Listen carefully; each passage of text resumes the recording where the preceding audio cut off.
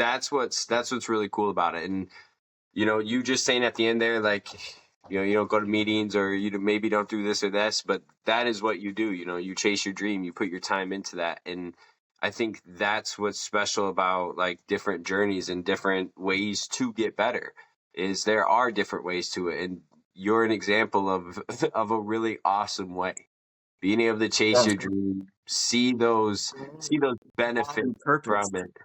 What's that? God and purpose. Yeah. That's what worked for me.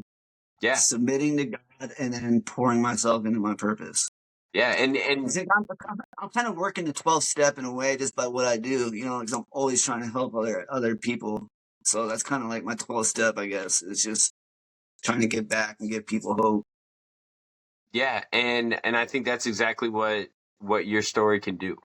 Because there's, obviously definitely some very rough parts of your life, and some people may get to those points. Because I know it was kind of crazy listening to you, because there's a lot I could relate to, like just with my story, with some of your different relationships that you talked about, some of the different moments you ended up in. Like there was a lot I could relate to in that.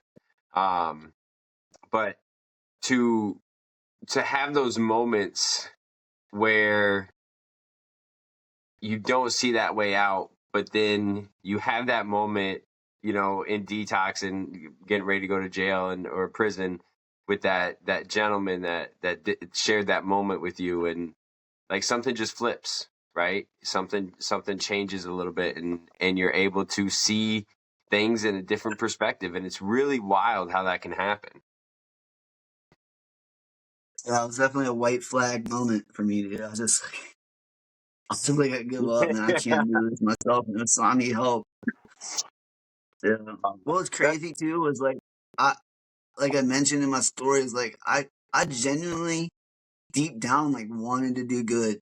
Even from the time I was in junior high, like I wanted to do the right thing. Like even though as much as I like getting high, I still wanted to do the right thing deep down. Like I wanted to be good and do the right thing and not disappoint my parents and not steal from people and stuff like that and not lie. But as much as I tried, I could not. I kept doing that stuff. Like as much as I really deep down didn't want to, I'd keep doing it. It got to the point where I just was convinced I was just broken. Like I thought I had some kind of, I just thought I messed my brain up, and that I was just couldn't think consequences through, and I was just doomed to do dumb stuff the rest of my life. Like as much as I wanted to do what was good, I couldn't. And then I came across these. I was like 2 weeks into the county jail. I was reading the Book of Romans. And that's what really got me, dude. I was reading the Book of Romans in chapter 7. It talks about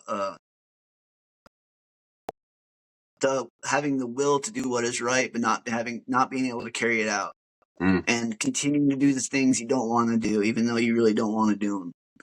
And it was literally describing my plight, like right in the book that I had refused to read for 31 years. Like I didn't want anything to do with it, and I refused to read it. And I had such a moment where I sat there and stared at that page.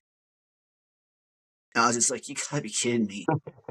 Like, this whole time I thought I was like, I had a special case. Like, I thought I was like unique. Like, I thought I was just broken, like I mean? Yeah. And there was just no hope for me. Here was my whole condition worded in this. And then at the end it says, "Oh, wretched man that I am, who will save me from this body of death? Give thanks to our Lord Jesus Christ." And that's the answer, And it's just crazy, too, with my mom. Like I said, you need Jesus. And I would just fight it tooth and nail. And I would have never thought that. And today, I'm not ashamed to say that I love Jesus. Like, I used to